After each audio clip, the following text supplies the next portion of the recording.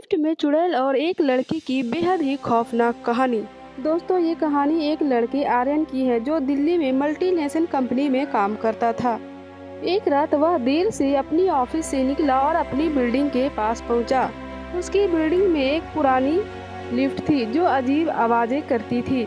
उस रात आर्यन बहुत थका हुआ था। वह सीढ़ियों से जाने के बजाय लिफ्ट का उपयोग किया। रात के करीब 1 बज रहे थे और बिल्डिंग एकदम सुनसान थी। आर्यन ने जैसे ही लिफ्ट के अंदर कदम बढ़ाया, सामने एक लड़की खड़ी थी जिसके हवा में उड़ते बाल और चेहरा नीचे झुका हुआ था। पहले तो आर्यन को लगा कि कोई पड़ोसी होगी, मगर लिफ्ट में अजीब सी ठंडक थी। हवा जैसे थम सी गई थी।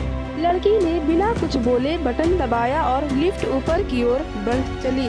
जैसे जैसे लिफ्ट ऊपर जा रहा था, आर्यन को लगा कि कुछ तो गड़बड़ जरूर है। उसने लड़की की तरफ देखा तो उसके पाँव उल्टे थे। आर्यन के रोंगटे खड़े हो गए और उसके मुंह से आवाज तक नहीं निकली। अचानक लाइट झपकने लगी और लिफ्ट रुक गई। तभी लड़की ने धीरे धीरे अपना सिर ऊपर किया। उसकी आंखें सुर्ख लाल थी।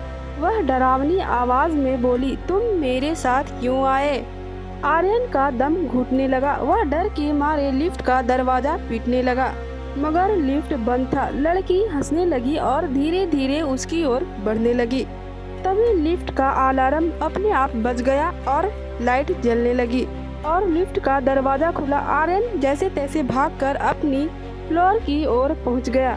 कहानी यहीं खत्म नहीं हुई है। अगले सुबह जब आर्यन ने चौकीदार को ये सारी बातें बताया तो चौकीदार ने बताया कि सालों पहले इसी लिफ्ट में एक लड़की की बेहद ही खौफनाक तरीके से मौत हुई थी और तभी से लिफ्ट में हर रात अजीब घटनाएं होती है। उस दिन के बाद आर्यन ने कभी लिफ्ट का इस्तेमाल नहीं किया।